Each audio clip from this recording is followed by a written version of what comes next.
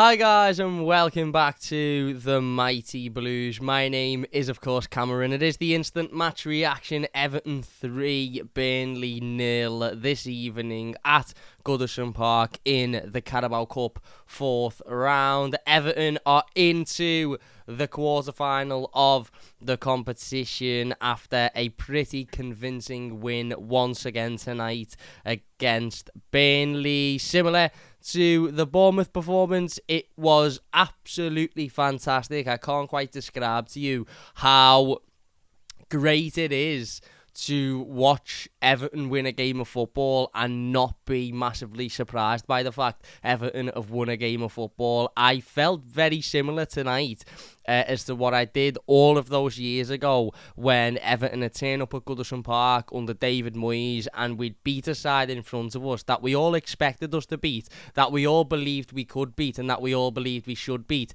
and we'd turn up and we'd comfortably dispatch of that team without any real issues whatsoever. It was so relieving and just so comfortable to be able to sit there and watch an Everton win without, as I said, being overly surprised at the fact that we've won a game of football. And that tells you that things are very much getting better at the moment. Our second win on the bounce, second clean sheet on the bounce, second home win on the bounce, of course, second 3-0 home win on the bounce as well, which is fantastic. And once again, another really comfortable, hard-working, professional, well-managed win.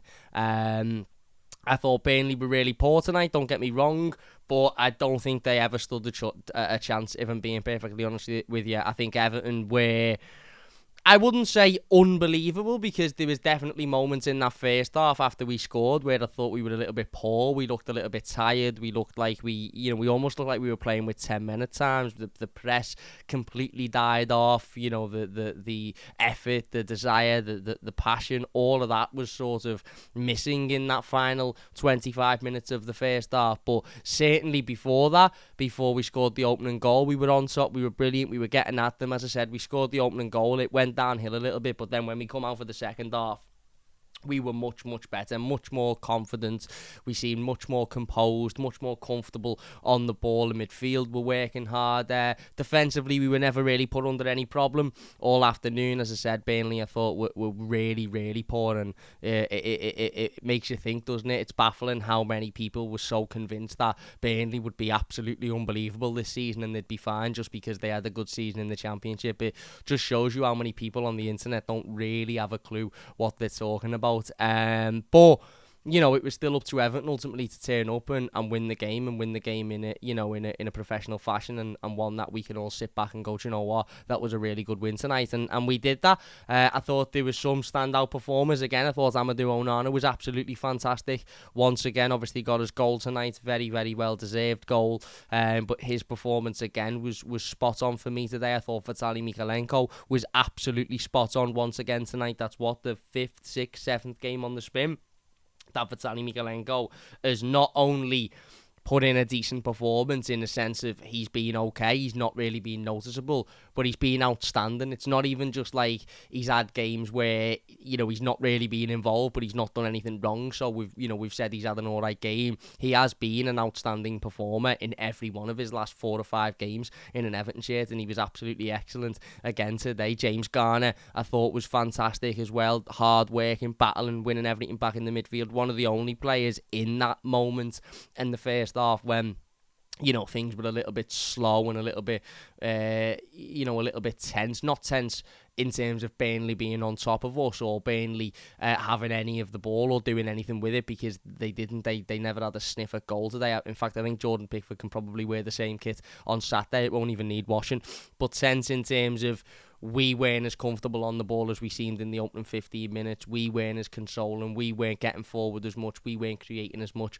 But even in those moments, I thought James Garner really stood out. I thought Dwight McNeil again, even though he was under obviously a lot of pressure from the Burnley fans, I thought he stood out, and his work rate and his effort and his desire, once again I praised it massively on the weekend and said, this ultimately is what it takes to become a real sort of well-loved player at Everton Football Club amongst the fans is somebody that is willing to give absolutely everything every single time they step on that pitch, not stop, not slow down, not give up on a ball, not shit out of a tackle, be constantly running around for 90 plus minutes, and that's what Dwight McNeil does every single week. And obviously we had the moments of quality which ultimately have won us the game. And again, like I said, it just feels really nice to be sitting there in the final 10 minutes of a game, not stressed, not worried, not anxious, not upset, but equally not overly, don't get me wrong, and this might come across the wrong way, but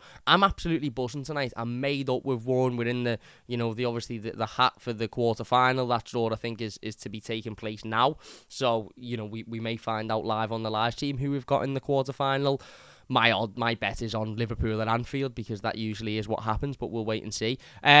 Obviously, I was made up. Obviously, I'm over the moon. Obviously, I'm absolutely buzzing with it. But isn't it nice to watch Everton win a game of football and not feel like, this is at the absolute pinnacle of happiness? And by that, what I mean is we're now getting used to turning up in these types of games and winning them, whether it be Bournemouth at Goodison, whether it be Burnley tonight, even games against West Ham. Like I said, I fancied us at the weekend, and it was so nice to see us turn up, put a performance in that I felt we could put in, and get a result out of it that we deserved. And again tonight, I never ever once went into this thinking, yeah, we'll be in trouble tonight. Burnley could hurt us. Burnley are a really good team. Burnley could trouble us. I went in thinking we should beat these, and we should be able to beat them comfortably. So when we did, I was sitting there with 10 minutes to go thinking, this is a lovely, lovely feeling. I'm not absolutely massively bouncing around because I'm not surprised that we've won, because I expected us to win, but we've done what I expected us to do,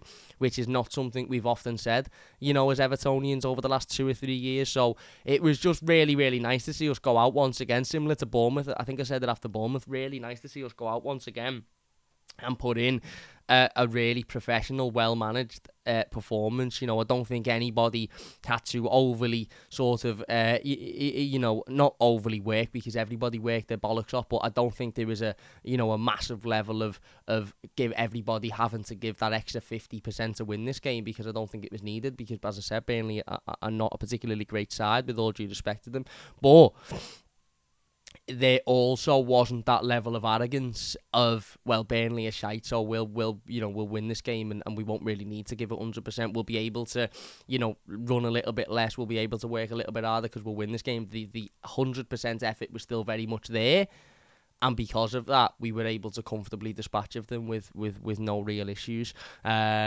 And again, that is just so nice to see. It's so nice to walk home from Goodison Park having won a game and be able to say to whoever you're walking home with, be it your dad in my case or your mates, whatever, being able to say another really solid performance. That's today. That's another really, really good win under our belt. As I said, 2 on the spin at home, 2 3-0 wins on the spin at home as well, clean sheets. So yeah, absolutely fantastic. Like I said, I think we started the game really well on the front foot, getting forward, putting them under pressure.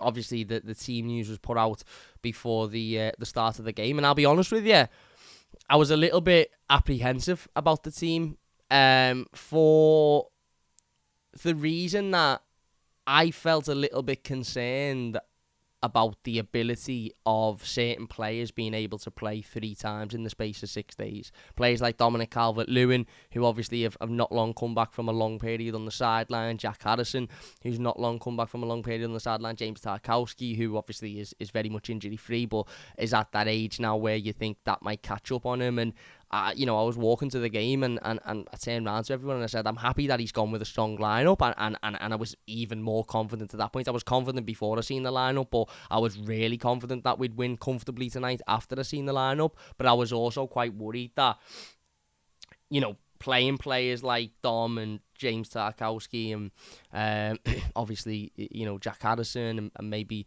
a couple of others that have played a lot recently, it made me think, well, what if we get to Saturday against Brighton and these players are blowing out their arse and they haven't got the stamina or the fitness to be able to keep up with that? But I suppose the other side of that argument is, if he doesn't play them and we go and lose the game, then we're sitting here saying, why didn't you play your strongest side? We had a really good opportunity to go through today. So I get why he played those players. I just think it'd be really, really interesting now to see where their fitness levels are up to on Saturday. It'll be really interesting to see Tarkowski's performance on Saturday, Dom's performance on Saturday, because it will tell us around about where their levels are. Because if they play really well again on Saturday and we manage to get a result, then, you know, 3 games in 6 days is massive. That means over the Christmas period we'll have a massive boost, because we're confident that the players are fit enough to be able to play, you know, a number of games in such a short period of time. So that will be interesting. But like I said, I thought we started the game really well. The first goal is absolutely fantastic. 2 former Burnley players coming back to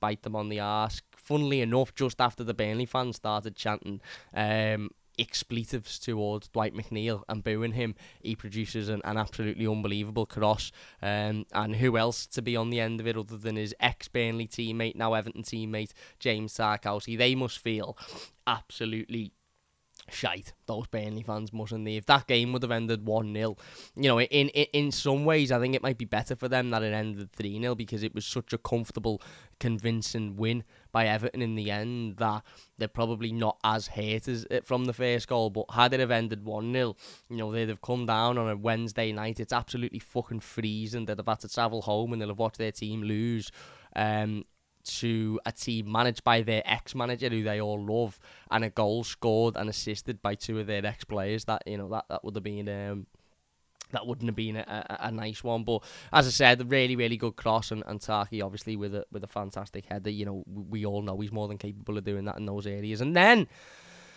I'll be honest, I think we slowed down a little bit. I think from that point, for the rest of the first half, I thought we were really, really poor.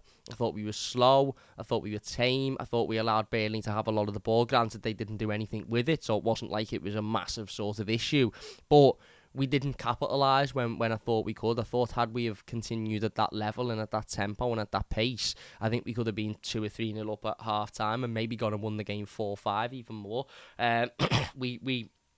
We looked a little bit timid. We looked a little bit scared. We looked a little bit worried to go on the attack. And as I said, I think at times it looked like we were playing with 10 men.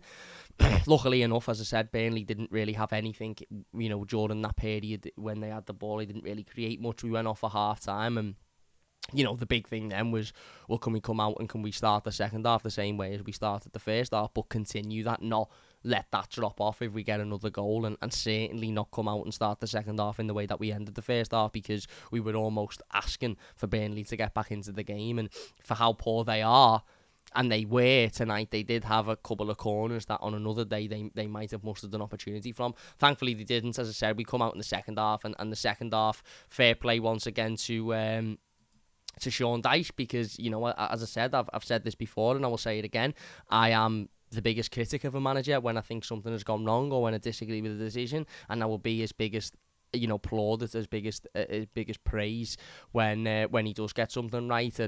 And you know, I've had a couple of comments recently, funny comments, but do you still think Dyche will get sacked by the end of the season? Listen, nobody wants me to be proven wrong more than me, trust me. I want Sean Dyche to still be the Everton manager in 20 years' time, because that tells me that he's done an absolutely wonderful job at the football club to keep his job for that long. So of course I still want Sean Dyche to be the Everton manager come the end of the year. I just said I wasn't sure he would be. However, fair play to him. He's starting to turn things around. The performances are a lot better. The results are a lot better. And we're now seeing, as I said, I don't want to do too many comparisons because it's cheap and it's easy to do these types of comparisons, but we are now seeing very, very similar patterns to what we saw under David Moyes. We're able to go away from home and be robust and be professional and be hard to beat and manage to pick up wins. And at home against the teams that we expect to win, we're now able to comfortably dispatch of them without any real problem. Very much like we did in those early David Moyes days and in the early 2000s. So, you know, massive credit to Sean Dyche for that, and massive credit for Sean Dyche for whatever he said at half-time, because the players come out in the second half and they were much, much better. They were much more on top. They were much more attacking. We were on the front foot. We were pinning Burnley back. We obviously got the second goal. Again, nice bit of play. Obviously, the ball comes in, it falls to Amadou Onana, and, you know, it's a pretty comfortable tap-in. But ultimately, he's got to be there and he's got to put the ball in the back of the net. And I made up for Amadou tonight because I think once again his performance tonight was very good, very sharp. I think he was everywhere. He was battling, he was winning the ball back, he was using his physicality again. But that goal will give him a mass amount of confidence, and it is a reward for how well he's played recently. His last couple of performances have been really, really good in an Everton shirt, and he's not the only one. As I said before, Mikalenko's last few performances have been outstanding. James Garner, last few performances have been outstanding. Dominic Calvert-Lewin's last few performances have been outstanding. I thought he was great again tonight. Didn't have much to work from, but I thought he was great. So yeah, made up with Amadou for his goal. I think it's fantastic, and I think it will do him well. And then of course, we go on and ultimately we're still pressing, we're still creating opportunities, we're still getting chances. Dom's come off at this point, right decision for me. Give him half an hour's rest. Obviously maybe give him a day off tomorrow, and then I'll come in with the intention of starting him on Saturday. We'd made another couple of changes, of course. Danjuma had come off at this point. A thought on Danjuma? Yeah.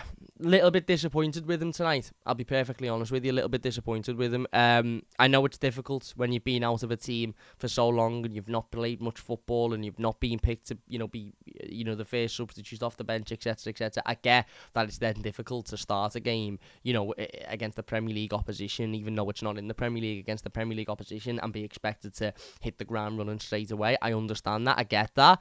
But as I said, I still expected more from him today. I thought he was really poor, and not necessarily in terms of his on the ball work, because I don't think Dom was massively influential on the ball, but what Dom gives you is off the ball. He will give absolutely everything. He will work hard, he will battle, he'll run round, he'll make sure that he is being a nuisance, whereas I don't think Danjuma was doing that, I'll be honest with you. And maybe it's a lack of confidence, maybe it's a bit of lack of belief in himself at the moment because he's not getting much game time, but I don't think he's done himself any favours. Trust me. And but again, I'm not writing him off. I'm not saying he's terrible. He's this, he's that. I just expected a little bit more from him today.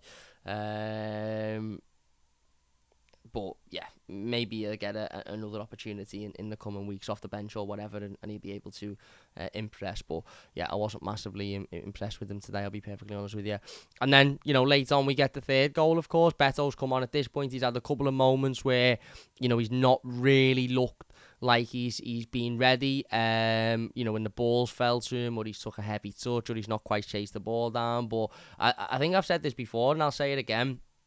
Beto, for me, is the type of player that needs 15-20 minutes to warm into a game. He's not somebody that you can bring on with 10 minutes to go and he's going to make an instant impact like that. He's not that type of player. He's somebody that needs a good 20 minutes to be able to settle into a game, settle into the pace of the game, find his feet, have a couple of erratic moments, and then obviously, find his quality. And he did that again tonight. He had a couple of moments where he wasn't particularly controlling the ball well, or he didn't seem like he was under control, and then he produces an absolutely wonderful assist for Ashley Young's goal. He uses his pace, he uses his strength, he uses his power, and he picks Ashley Young out brilliantly, and all of a sudden it's 3-0, and he deserved that today. You could see by his celebration, you could see by Everton's social media posts after the game how much he needed that Beto, and hopefully he can take confidence and build from that as well. And I'm sure that moment will come for Danjuma at some point as well. It's just about being patient and taking his opportunities. But yeah, I'd be lying if I was to say I wasn't slightly disappointed with him today. But